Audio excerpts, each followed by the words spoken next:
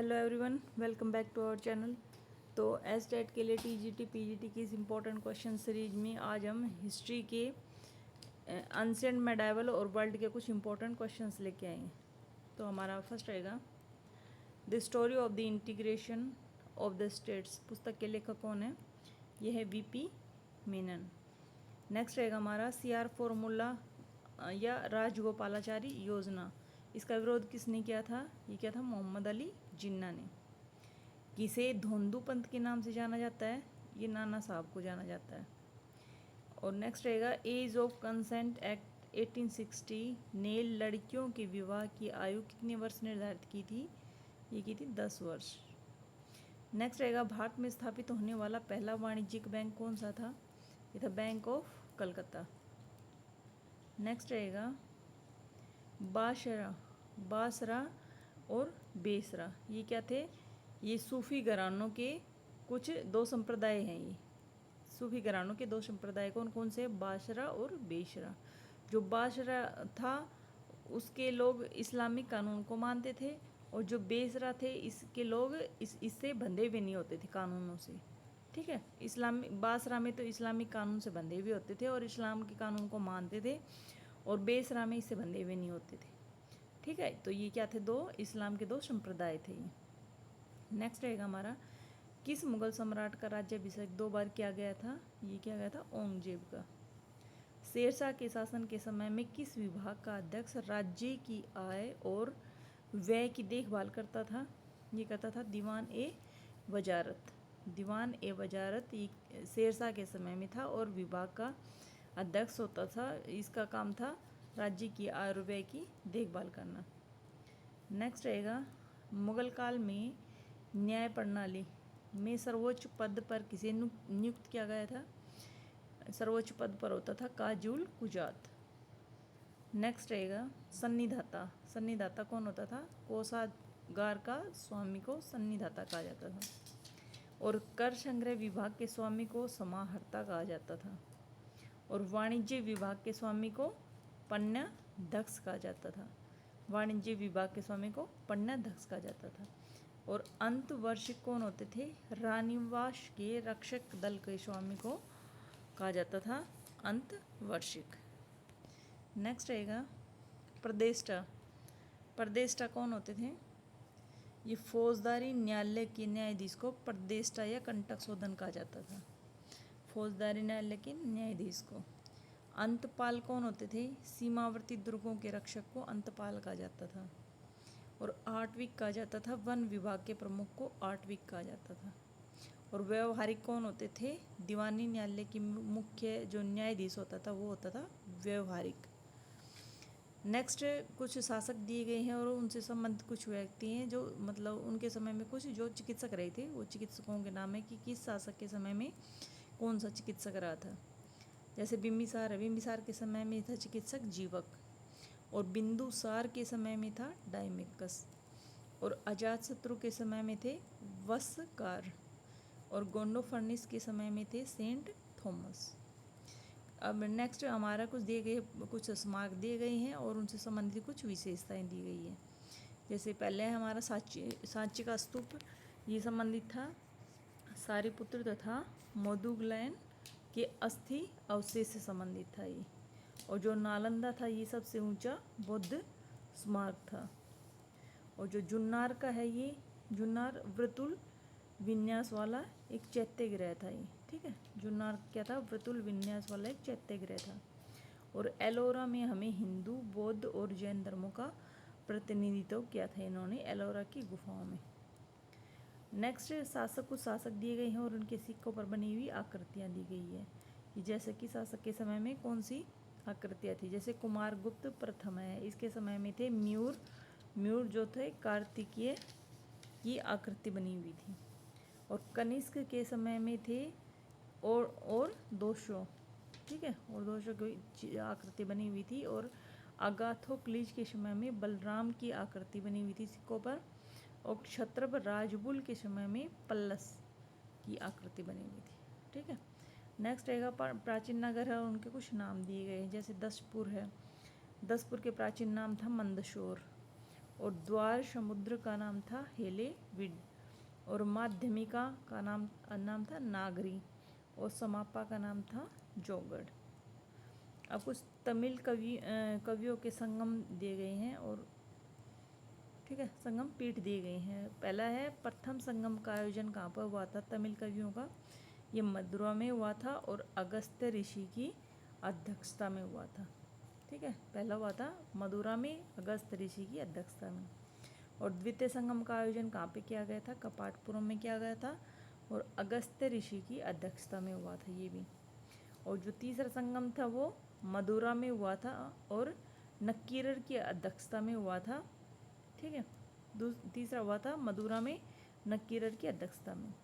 पहला मदुरा में और तीसरा वाला मदुरा में हुआ था, और दूसरा वाला कपाटपुरम में हुआ था। और पहला और दूसरा जो था वो अगस्त्य ऋषि की अध्यक्षता में हुआ था, और जो तीसरा था वो नक्कीरर की अध्यक्षता में हुआ था। ठीक है, नेक्स्ट रहेगा हमारा राजशेखर। राजशेखर के बारे में है कि विद्याशाल भंजिका राजशेखर से संबंधित थी, और श्रीहर्ष के द्वारा लिखी हुई थी नैषधेय चरित। ठीक है, ये कुछ शासक है और इनके नहीं, ये कुछ लेखक है और उनके द्वारा लिखी हुई कुछ पुस्तकें हैं। कुछ जैसे शूद्रक ने कौन सी लिखी थी? मृच्छ कटिकम। और महेंद्र वर्मन ने लिखी थी मत विलास प्रहसन। ठीक है, कविराज मार्ग की रचना राष्ट्रकूट शासक अमोघवर्ष ने की थी। ये कन्नड़ भाषा में लिखा गया था। ठीक है, कविराज मार्ग ये कन्नड़ भाषा में लिखा गया था, और इसके वो थे, रचयिता थे अमोघवर्ष। और तुलसीदास ने कौन कौन सी पुस्तक लिखी थी? ये लिखी थी कवितावली, रामचरितमानस और गीतावली। ये तीन पुस्तकें तुलसीदास की फेमस पुस्तकें थी, कवितावली, रामचरितमानस और गीतावली। नेक्स्ट रहेगा, बुद्ध के समकालीन धार्मिक संप्रदायों का उल्लेख किस बौद्ध साहित्य से प्राप्त होता है? ये होता है ब्रह्मजाल सूत्र से। ब्रह्मजाल सूत्र से हमें बुद्ध के धार्मिक संप्रदायों का उल्लेख मिलता है।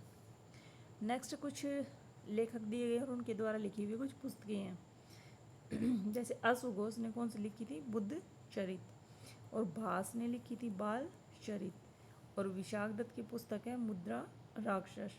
और हेमचंद्र की है कुमारपल चरित।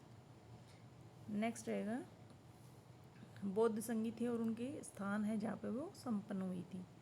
पहली बौद्ध संगीति कहाँ पे हुई थी? राजगृह में हुई थी। दूसरी हुई थी वैशाली में, और तीसरी हुई थी पाटलिपुत्र में, और चौथी हुई थी बौद्ध संगीति कश्मीर में। पहली राजगृह, दूसरी वैशाली, तीसरी पाटलिपुत्र और चौथी कश्मीर में। ठीक है, अब ये कुछ युद्ध दिए गए हैं। जैसे हायडे स्पीच का युद्ध कब हुआ था? 326 ईस्वी पूर्व में हुआ था। क्लिंग का युद्ध 261 ईस्वी पूर्व में हुआ था। रावर का युद्ध 712 ईस्वी में। और कन्नौज या इसे बिलग्राम का युद्ध भी कहा जाता है, ये हुआ था 1540 में। और मच्छीवाड़ा का युद्ध हुआ था 1555 में। और तालीकोटा का युद्ध हुआ था 1565 में। और चंदावर का युद्ध हुआ था 1194 में। और पेशावर का युद्ध हुआ था 1001 में। ठीक है, और ये कुछ शासक दिए गए हैं, जैसे इनकी ये किससे रिलेट करते थे? जैसे शाक्य है, शाक्य के थे कपिल वस्तु के से रिलेट थे शाक्य के लोग। और जो कोलिये थे वे राम ग्राम से रिलेट थे, से संबंध रखते थे। और मौर्य थे वे पीपली वन से संबंध रखते थे। और लिच्छवी के थे वैशाली। ठीक है, और सरहिंद का युद्ध कब हुआ था? 1555 में हुआ था।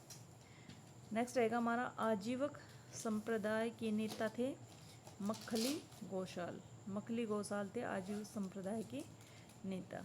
अब कुछ राजा दिए गए और उनके कुछ सेनापतियों के नाम दिए गए। जैसे चंद्रगुप्त के समय में सेनापति कौन था? पुष्यगुप्त। और स्कंदगुप्त के समय में था पर्णदत्त। और रुद्रदामन के समय में थे सुविशाख। और अशोक के समय में थे तुषास्प। अशोक के समय में थे तुषास्प। नेक्स्ट है, किस स्थल पर स्थित स्तूप अवशेषों से अशोक के प्रस्तर अद्भुत प्रतिमा प्राप्त हुई है जिस पर उनका नाम उत्कीर्ण है? ये है कंगनहल्ली। कंगनहल्ली से हमें ये अवशेष प्राप्त हुए हैं। नेक्स्ट रहेगा हमारा, रोम का सबसे बड़ा चिकित्सक कौन था? ये था गेलेन।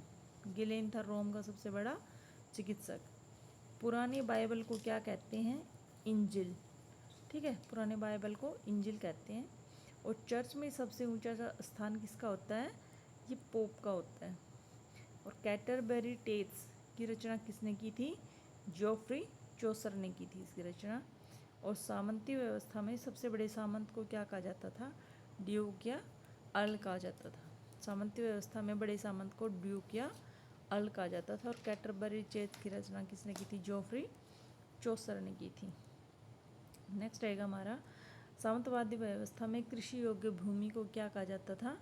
ये मेनर कहा जाता था कृषि योग्य भूमि को। अरब सभ्यता, इस्लाम धर्म का उदय, ये इस्लाम धर्म को किसने चलाया था?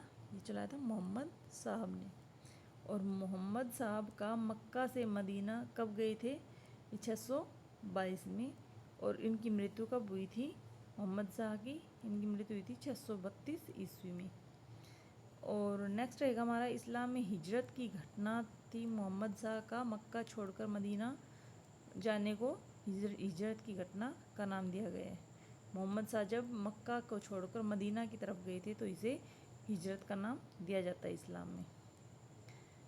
नेक्स्ट रहेगा, मोहम्मद साहब के उपदेश किस ग्रंथ में संग्रहित है? यह हदीस ग्रंथ में संग्रहित है मोहम्मद शाह के उपदेश। हिजरी संवत की शुरुआत किस वर्ष हुई थी? 622 ईस्वी में हुई थी। और शाहनामा के रचयिता कौन है? ये फिरदौसी। और अल-बरूनी भारत में महमूद गजनबी के समय में भारत आया था। कौन ये आया था? महमूद गजनबी अल-बरूनी के समय में भारत में। अरब राजनीति में सर्वोच्च स्थान किसका होता है? ये होता है खलीफा का। नेक्स्ट रहेगा हमारा मध्यकालीन चीन। मध्यकालीन चीन के बारे में है कि सर्वप्रथम कागज के नोट का प्रचलन कहाँ पे हुआ था? ये हुआ था चीन में, सबसे पहले कागज के नोट का प्रचलन। नेक्स्ट रहेगा हमारा मंगोलों को अनुशासित किसने किया था? ये किया था चंगेज खान ने। मंगोलों को अनुशासित किया था चंगेज खान ने। और मार्को पोलो कहाँ का रहने वाला था? ये था इटली का रहने वाला।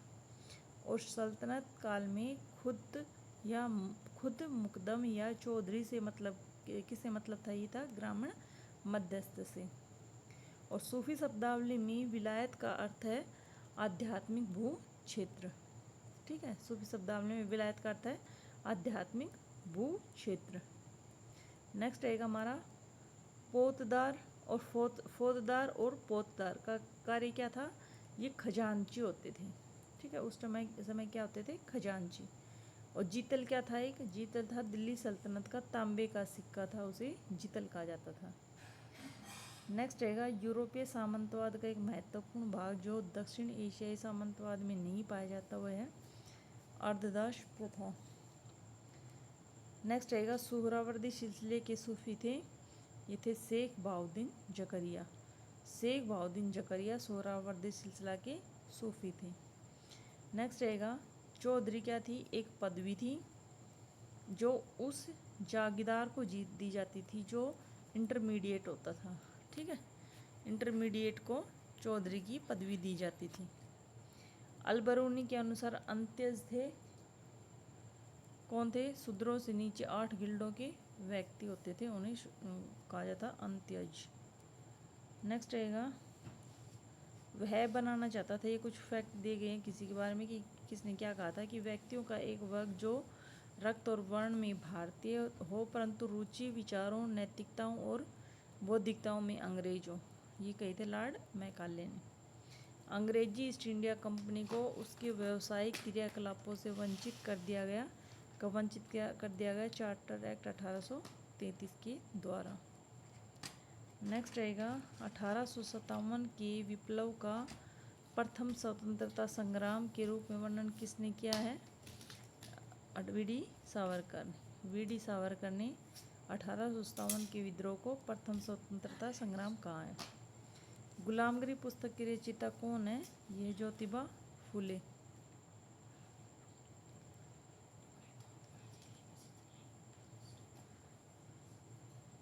किसके प्रयासों से एज ऑफ कंसेंट एक्ट 1891 बना था? ये बी.एम. मालाबारी के प्रयासों से। और जनजातीय नेताओं में किसे भगवान का अवतार और संसार का पिता कहा जाता है? ये कहा जाता है बिरसा मुंडा को। तो आज के लिए बस इतना ही, मिलते हैं नेक्स्ट वीडियो में, तब तक के लिए धन्यवाद।